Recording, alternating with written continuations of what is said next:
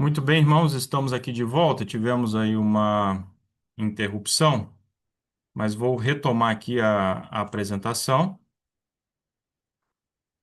Estava dizendo eu, é, que ali nos anos 90 nós contávamos com o Jorge Wandermann como orador do Está Escrito, e uma das apresentações ali que ele faz, um dos episódios, tem esse mesmo título aqui, Brinquedos de um Anjo Caído, que também é o título de um capítulo do livro Ligações Perigosas, um livrinho já esgotado, enfim, que nós compartilhamos o PDF no nosso grupo, né? Espero que esse ponto aí tenha ficado claro.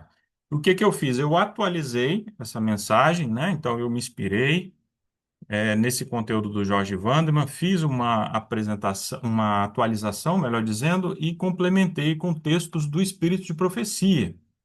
Textos esses que não constam lá no vídeo do Jorge Wandermann, nem no livro, uma vez que é um programa evangelístico, né? E, inclusive, se você que está aí nos acompanhando pelo YouTube não é adventista, saiba que essa apresentação, né, é um pouco mais direcionada para adventistas, mas claramente você também será beneficiado. Vale a pena aí nos acompanhar até o fim, tá certo?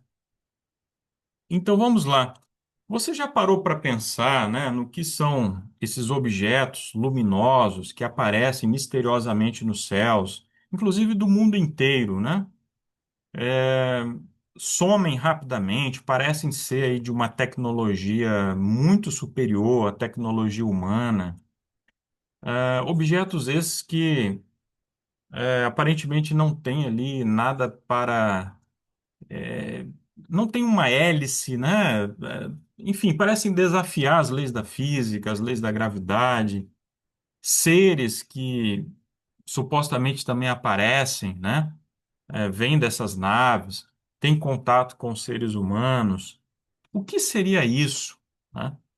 Então, nós vamos nos aprofundar um pouco sobre essa questão hoje aqui. Em 2 Tessalonicenses 2, 9 a 11, nós lemos o seguinte: A esse cuja vinda é segundo a eficácia de Satanás, com todo o poder e sinais e prodígios de mentira, e com todo o engano da injustiça, para os que perecem, porque não receberam o amor da verdade para se salvarem. Por isso Deus lhes enviará a operação do erro, para que creiam a mentira. Então, meus irmãos, ainda que esses fenômenos, né, sem explicação, já vamos ver como é a definição atual, né? Ainda que não sejam uma fraude propriamente dita, ainda que sejam autênticos, né, sejam reais, né, o determinado objeto voador que apareceu lá, a luz que vem, que desaparece, que cruza os céus, o ser que apareceu lá no determinado lugar para algumas pessoas, enfim. Ainda que isso seja real, ainda assim isso se enquadra nessa operação do erro, nessa obra de engano, para o tempo do fim. Aqui nós não vamos entrar no mérito se esses fenômenos todos fazem parte de uma intervenção sobrenatural de Satanás ou não. Mas o fato é que, pelo menos alguns deles, nós temos evidências suficientes para acreditar que sim, e isso basta. Outra coisa é que, para este tempo do fim, Satanás vem com todo o engano. Ele não vem, para brincadeira. Ele não vem simulando ter poder, aparentando ter poder. Ele vem de fato com todo o poder, com toda a eficácia, com todo o engano, porque ele sabe que pouco tempo lhe resta. E ele quer enganar o maior número possível de pessoas. Pessoas que se dizem racionais, né, que acreditam só na ciência, né, acreditam em provas apenas, em evidências, em experimentos. Pessoas místicas, pessoas religiosas, pessoas que estão no paganismo, pessoas da nova era, enfim, o cardápio dele é bem amplo, é bem variado. Então, Essa é a operação do erro. Aqueles que rejeitaram a Cristo irão aceitar o mestre do engano, que vem, inclusive, como Cristo, simulando a vinda de Cristo. E nós vamos falar um pouco mais disso nesse estudo aqui de hoje, certo? Até um tempo atrás, falava-se em objetos voadores não identificados, OVNIs. Inclusive, é a terminologia que o Jorge Vanderman usa, está lá no livro dele. Mais recentemente, de uns anos para cá, no entanto, a definição mudou. A definição é fenômenos anômalos não identificados, a sigla em inglês UAP. UAP, fenômenos anômalos não identificados. E até nisso eu vejo como que Satanás tem conduzido as coisas, né? Porque essa designação aqui passa, transmite um pouco mais de seriedade. Existem pesquisadores do meio acadêmico investigando esses fenômenos, certo? Não deixa de ser também algo assim que tem um tom de eufemismo, né? Eu me recordo aqui, pegando um outro exemplo, um outro contexto, anos, vários e muitos anos atrás, falava-se em doenças venéreas, né? Doenças como sífilis, gonorreia, HIV/AIDS, enfim. Depois mudaram para doenças sexualmente transmissíveis, DST. E mais recentemente, não sei se vocês sabem, mas mudaram, não se usa mais essa terminologia aí, doenças sexualmente transmissíveis. São infecções sexualmente transmissíveis, IST. Então a coisa foi se suavizando, né?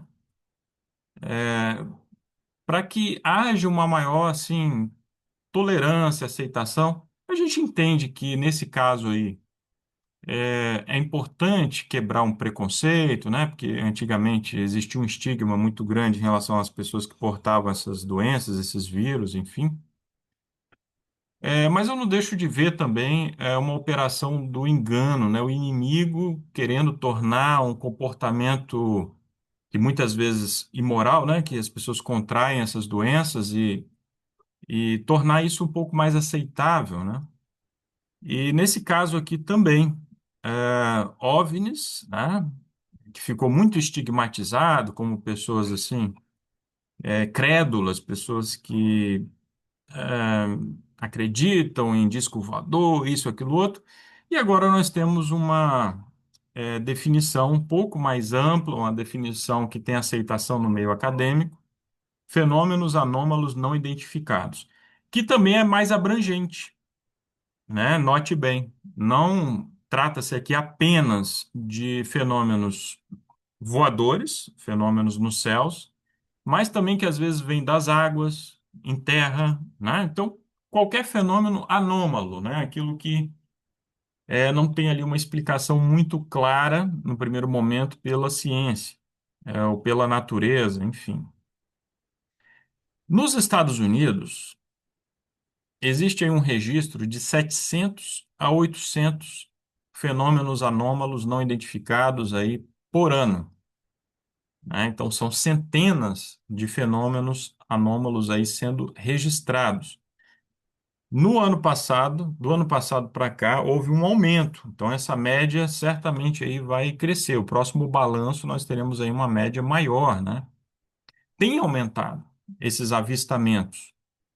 E o que acontece? O fato de ser um AP não quer dizer que seja algo alienígena, extraterrestre, né? Muitos desses fenômenos depois têm uma explicação, né? Um teste que as Forças Armadas não queriam divulgar, um satélite, algum fenômeno natural, né? Um cometa, planeta Vênus, alguma estrela, etc. Mas existe uma porcentagem que varia ali 5 a 10% desses fenômenos que não tem realmente uma explicação lógica, uma explicação científica, uma explicação natural. Extrapolam qualquer, então, explicação científica. E isso é bastante intrigante, né? Nos Estados Unidos existe ali a famosa Área 51, né? Já foi alvo de muita especulação. Uns anos atrás se confirmou, né? As autoridades confirmaram que tem lá nos Estados Unidos, né? Existe essa área aí controlada pela Força Aérea lá, que faz testes e tem muito mistério, né? Coisas sigilosas lá que naturalmente todas as Forças Armadas do mundo inteiro possuem, né, experimentos, possuem áreas ali que não vão expor para o público o que está acontecendo nesses lugares, né? Mas seria ali supostamente que os Estados Unidos guardam objetos voadores ali que foram capturados e até mesmo extraterrestres, né? Segundo alguns, estão ali nessa área 51, tá? No Brasil, a Força Aérea Brasileira registra dezenas de casos por ano. Então é um número bem menor do que lá nos Estados Unidos, mas existem alguns casos muito intrigantes, nós vamos falar daqui a pouco.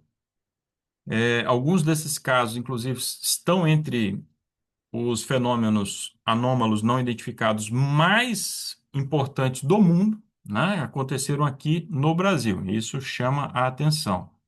Mais recentemente, tem ocorrido lá avistamentos, a população da cidade de Barras, lá no Nordeste, não sei quantos aí têm acompanhado, que tem é, relatado vários e vários avistamentos. São pessoas simples, são pessoas do interior, né?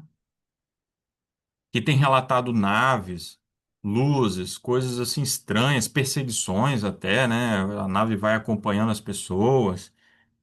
E isso ainda não tem ali uma explicação oficial, né? Não se sabe ali o que está acontecendo ali na cidade de Barras, lá no Piauí. Bom, bem, um rápido aqui histórico, que esse aqui não é o nosso foco, né, dessa nossa apresentação, mas um rápido aí, uma pincelada sobre alguns dos casos aí ufológicos, né, mais famosos aí da história. Nos Estados Unidos, em 1947, mais especificamente no dia 8 de julho, o Exército emitiu um comunicado oficial, né? Teria ali capturado um disco voador lá na localidade de Roswell, né? Uma região desértica também. É, uma série de materiais estranhos espalhados por uma vasta área, né? Seriam placas metálicas que as pessoas dobravam e se desdobravam assim de uma forma totalmente estranha com hieroglifos, né? Uma escrita enigmática, e também supostamente o resgate de alienígenas, né? Corpos de alienígenas, né? Alguns oficiais do exército estiveram envolvidos nisso. Um fazendeiro que avistou e chamou a polícia. Enfim, mas imediatamente, ali, alguns dias depois, houve um recuo da parte do governo.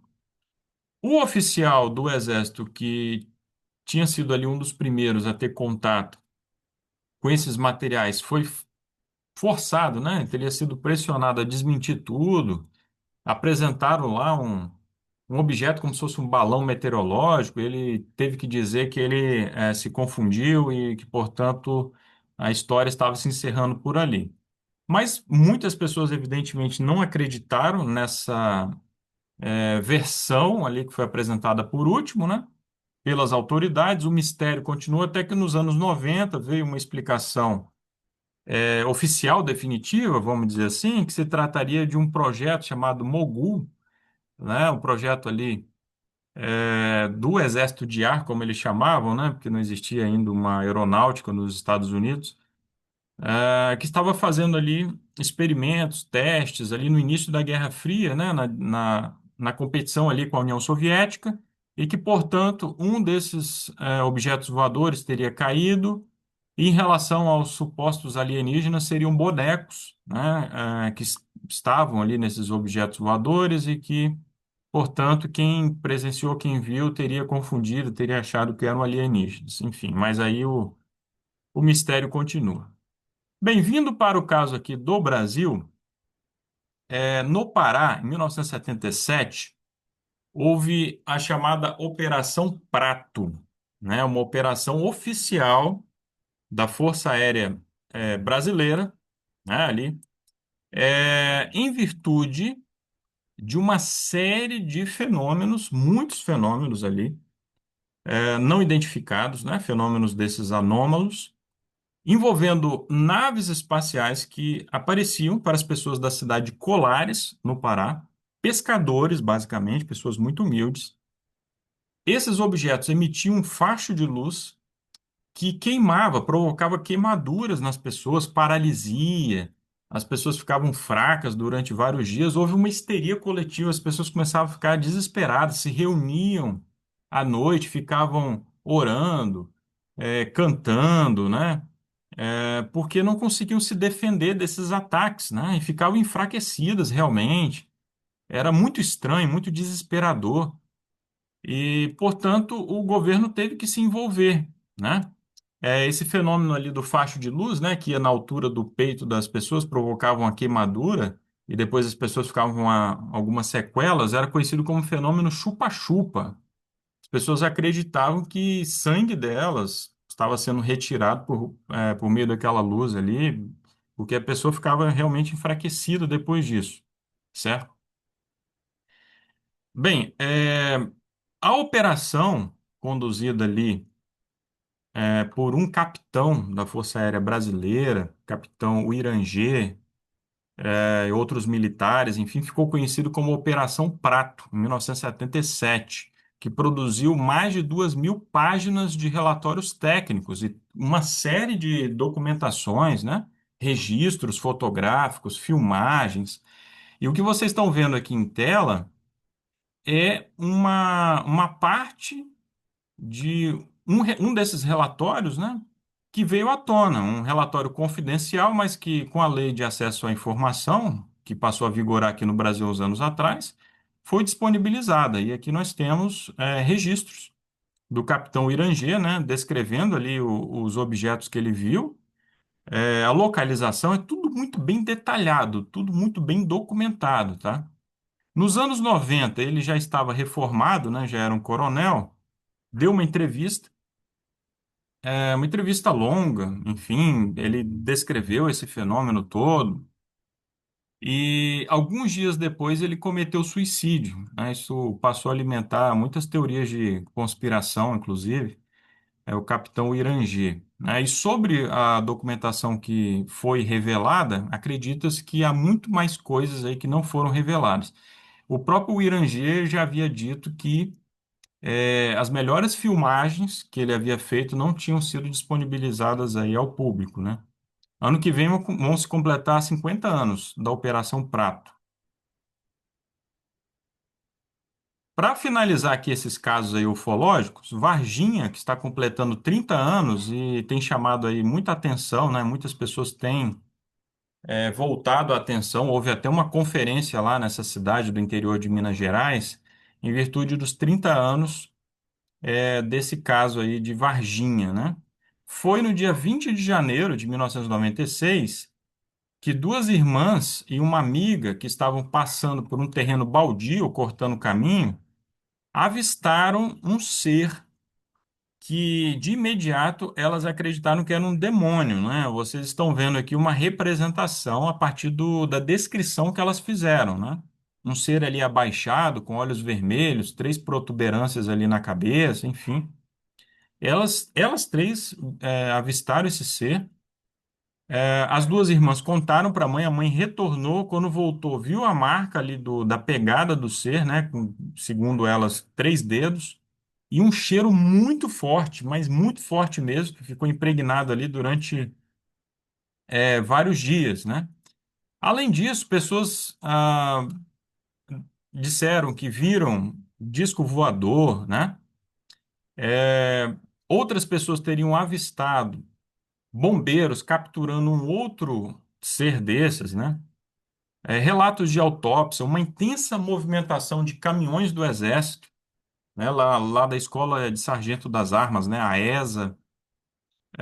E mais recentemente, olhem que coisa, um médico, um neurologista, muito conceituado, com uma longa carreira acadêmica ali, profissional ali na cidade de Varginha. Ele que esteve envolvido ali nesse socorro, né, desses seres, né, que a versão do Exército, né, a versão oficial, é que o que as meninas viram aqui foi um tal mudinho, né, uma pessoa que tem problemas mentais, né, e estava ali agachado, enfim, que andava agachado pela cidade. Essa foi a explicação do Exército. Mas, enfim.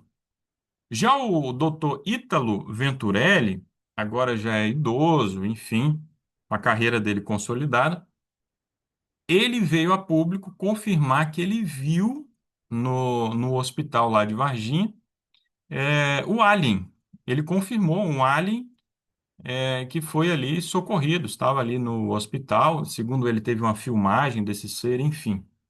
Então são coisas assim que intrigam. Muita gente duvida, outros acreditam. Enfim, a cidade hoje de Varginha explora muito ali o turismo, né, em torno disso. Inauguraram lá um museu. E esse aqui é considerado o caso ufológico mais famoso do mundo, tá? Bem, então o fascínio por esses fenômenos segue em alta. No Brasil, não sei se vocês sabem, mas a profissão de ufólogo, que seria o especialista em estudar esses fenômenos, foi reconhecida em junho de 2024. É uma profissão, vejam bem.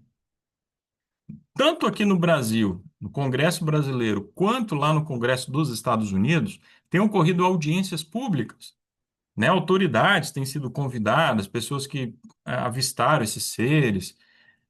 Então, o assunto tem recebido cada vez mais atenção, mais destaque na mídia. Pessoas têm produzido aí documentários, como esse que vocês estão vendo aí, a capa, né? A Era do Desacobertamento, que reúne ali 34 integrantes do governo dos Estados Unidos, agências de inteligência, das Forças Armadas. Para vocês terem ideia, até o Marco Rubio, que alguns aí apontam que é um presidenciável, né? Poderá ser o sucessor aí do Donald Trump. Até ele dá declarações nesse documentário dizendo o quê? Que, de fato, existe uma tecnologia alienígena, esses contatos têm acontecido há 80 anos, os governos acobertaram isso, então, ao longo de 80 anos, não apenas o governo dos Estados Unidos, mas da China, da Rússia, e existe a tecnologia reversa, que é o seguinte: esses objetos voadores que têm sido capturados, como lá no caso Roswell, né, na versão de alguns, eles são levados para essas bases das Forças Armadas, né? E em sigilo são desmontados, são estudados, e a seguir as Forças Armadas produzem aviões, caças, satélites com a tecnologia muito parecida. Então, supostamente seria por isso que a partir ali do final dos anos 40, nos anos 50, houve um avanço muito rápido da tecnologia aeronáutica, né? A Força Aérea dos Estados Unidos, principalmente, da Rússia, né? A época ali a União Soviética, tem se beneficiado muito dessa tecnologia, né? Então é o que eles declaram aí nesse documentário, né? Chama a atenção que não são meros ufólogos, curiosos, amadores, mas pessoas, de fato, do alto escalão ali do governo dos Estados Unidos. E existe uma expectativa de que novos anúncios serão feitos até 2030, que muitos documentos serão desclassificados, que outras autoridades virão revelar aí informações sobre isso, tá? Olha, algumas consequências daqueles que se envolvem com esse fenômeno aí ufológico. Existem registros de sintomas que são muito semelhantes aos sintomas de possessões demoníacas por parte de algumas dessas pessoas, como paranoia, esquizofrenia e até mesmo casos de suicídio, né? O capitão Irangê, que cometeu, inclusive o YouTube nem gosta muito aí dessa palavra, né? Mas o capitão Irangê, que acabou tirando a própria vida, que eu falei lá, né, o que liderou a Operação Prato, Ele havia sido designado para comandar a operação justamente por ser um cético, por ser alguém que não acreditava em alienígenas, em nada disso. E depois ele passou, obviamente, a acreditar, né? Porque ele afirma categoricamente que ele viu e ele produziu aqueles documentos todos, fez todos os registros a partir daquilo que ele testemunhou. E ele garantia que não era tecnologia humana aquilo ali, né? Então fica a pergunta: a saúde mental dele não teria sido abalada também por esse envolvimento todo aí com esses casos, né? Por outro lado, irmãos, temos os céticos, aqueles que duvidam, que rejeitam, que afirmam categoricamente que isso tudo é mentira, que isso é ilusão, coisa de gente desocupada, enfim, distrações, né? Ah, se tem pessoas do governo falando disso é para tirar a atenção de outros problemas, enfim. Jorge Vanderman fala aí no livro Ligações Perigosas, né, que essas pessoas céticas estão num perigo ainda maior, porque elas estão despreparadas para o encontro pessoal que pode muito bem estar reservado para elas, né? Negar a realidade do mundo invisível, o mundo sobrenatural, o mundo dos seres caídos, é ser engolido por essa realidade. Então, essas pessoas ainda estão mais vulneráveis do que aquelas que acreditam, né? Então, é uma situação muito perigosa. No livro Evangelismo, lá na página 705, parágrafo 1, Ellen White diz o seguinte: ao nos aproximarmos do fim do tempo, haverá maiores e sempre maiores demonstrações externas do poder pagão. Deuses pagãos revelarão seu assinalado poder e se exibirão diante das cidades do mundo. E este plano já começa a cumprir-se, certo? Então, eu sou levado a crer, né, que quando ela fala aí que esse plano já começa a cumprir-se, é porque esses avistamentos, esses contatos aí que as pessoas têm com esses seres, se trata aí de, ou pelo menos alguns deles, né, de contatos aí com esses deuses pagãos que na verdade são demônios, certo? E isso vai se tornar cada vez mais intenso à medida aí que formos nos aproximando da volta de Jesus, né? Lá em Apocalipse 13:13, temos ali uma descrição do falso profeta, né? E faz grandes sinais, de maneira que até fogo faz descer do céu à terra, à vista dos homens. Isso será literal, não é aqui uma linguagem simbólica, né? São grandes sinais realmente, de deixar ali de queixo caído. Nós temos aqui um paralelo com o que aconteceu lá com Elias e os servos ali de Baal, os sacerdotes de Baal no Monte Carmelo. Quando eles aceitaram aquele desafio de irem para o Monte Carmelo, fazer descer fogo do céu, é porque eles acreditavam que Baal, né, na verdade ali o demônio, né, enfim, poderia conceder isso para eles, senão eles não seriam loucos de aceitarem aquele desafio, certo? Só que Deus não permitiu que o inimigo se manifestasse ali. Mas no fim dos tempos, será permitido a ele se manifestar de uma forma cada vez mais sobrenatural, surpreendente. O presidente Ronald Reagan, em 1987, presidente dos Estados Unidos, discursando na ONU, ele disse o seguinte: ocasionalmente penso em quão rapidamente nossas diferenças em todo o mundo desapareceriam se estivéssemos enfrentando uma ameaça alienígena de fora deste mundo. Então, essa operação do erro pode ser justamente para fortalecer, para acelerar essa união em torno da besta. A união aí de pessoas das mais diferentes religiões e mesmo pessoas não religiosas em torno de uma liderança espiritual reconhecida por todos, que vai impor aí, junto com o falso profeta, então, a marca da besta e vai promover a perseguição contra os filhos de Deus. À medida que se aproxima o segundo aparecimento de nosso Senhor Jesus Cristo, agentes satânicos são instigados por um poder de baixo. Satanás não somente aparecerá como um ser humano, mas personificará Jesus Cristo.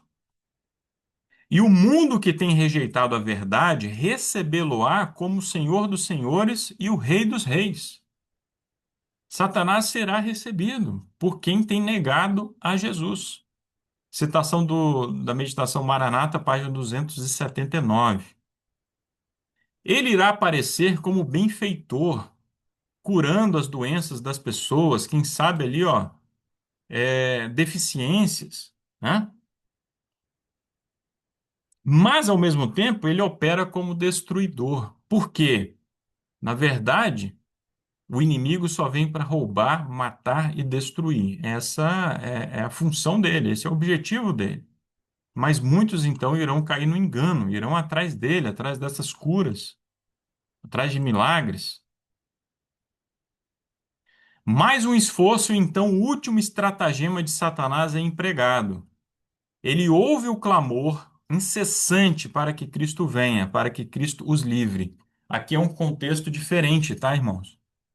Aqui é falando do povo de Deus, do remanescente. Olha que coisa! Satanás aparecerá para os descrentes, para aqueles que negaram a Cristo, que não aceitaram a verdade, mas ele também vai procurar enganar os próprios eleitos, e ele irá aparecer, personificará a Cristo, e irá aparecer no momento de maior aperto, maior angústia. Esta última estratégia de Satanás é personificar Cristo e fazê-los pensar que suas orações foram atendidas. Mas isso corresponde à última obra final, a abominação da desolação que está no lugar santo. Imagina a cena: o povo de Deus ali em pequenos grupos, orando, quem sabe se refugiando já em lugares mais isolados, mais ermos, e o inimigo aparecendo como Cristo, dizendo: Olha, eu sou a resposta para a oração de vocês, para aquilo que vocês têm clamado. Eu vim libertá-los. Sigam-me. A forma mais evidente de discernir o enganador de Cristo é que o enganador procurará afastar as pessoas da lei de Deus, dizer que a lei foi abolida, que agora o dia de guarda é o primeiro dia da semana e assim por diante, certo? Esse texto aqui, irmãos, não é tão conhecido, é de uma obra que ainda não foi traduzida, né, para o português. Fizemos aqui uma tradução livre. Se você quiser, pode pausar o vídeo, anotar aqui a referência e buscar lá no site EGW Writings, tá? Impressionante isso que irá acontecer. O inimigo realmente irá com força total, porque ele irá procurar enganar até mesmo os eleitos. Se você tem se iludido, se a sua atenção tem sido captada por esses fenômenos que nós descrevemos aqui, lembre-se que o único fenômeno, né, anômalo, porque não fará parte, né, da rotina, da normalidade dos fenômenos naturais, o único que realmente nos interessa é a volta de Jesus. Esse grande avistamento que em breve acontecerá, será literal, a volta de Cristo a este mundo. Que a sua atenção então se volte a esse fenômeno e não aos outros fenômenos aí que descrevemos. Que Deus nos abençoe. Nosso tempo acabou, mas continuaremos lá nos falando no WhatsApp. Grande abraço, fiquem com Deus.